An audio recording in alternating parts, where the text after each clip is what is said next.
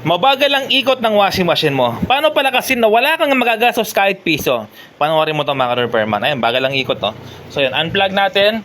So tapos, kailangan natin tong hihiga, no?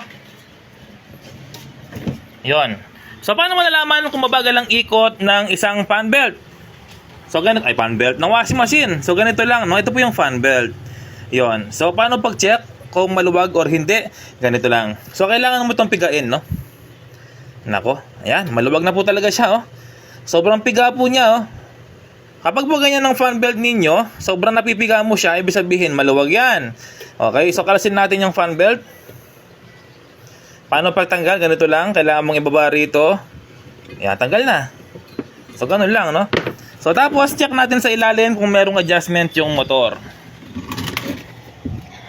Check natin.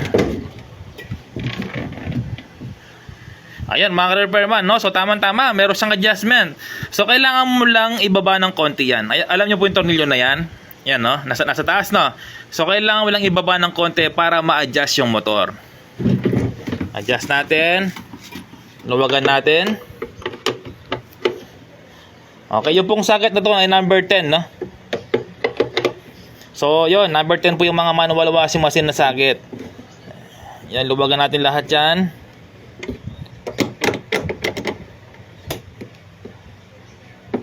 Yon.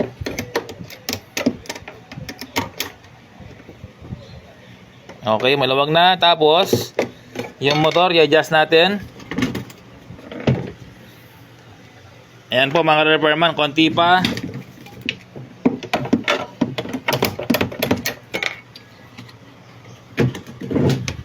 Ayan, no? Ayan po, bumaba na yung tornilyo. Ibig sabihin, na-adjust na po yan. Ayan, ganyan po dapat, no? So, ayan, higpitan na natin. Huwag po ganong i-adjust ang todo, no? Baka naman na sumikip yung fan belt, mahirapan yung makina. Kailangan yung saktong pag-adjust lang.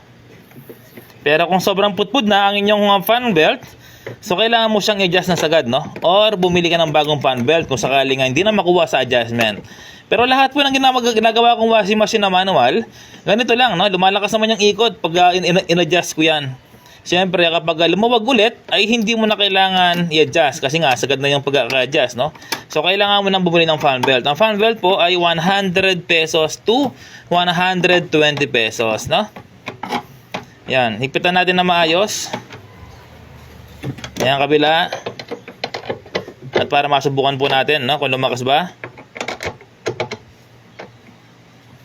Yon. Tapos ito yung fan belt, paano yung paglagay, ganito lang. So kailangan mong iuna yung sa pulley. Ayan po yung pulley, no? Yan, sa motor, pulley po yan.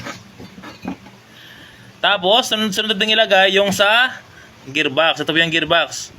Ayan, so ikot lang natin. Ayan po, check natin.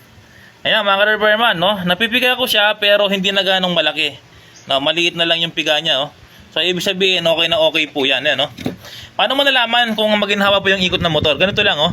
Ikot mo yung gearbox, yan, oh. Kailangan hindi siya mahigpit na ikutin. Kailangan sakto lang, ayan, no. Sakto lang talaga, no. Ayan, no. Yon, so subukan na natin.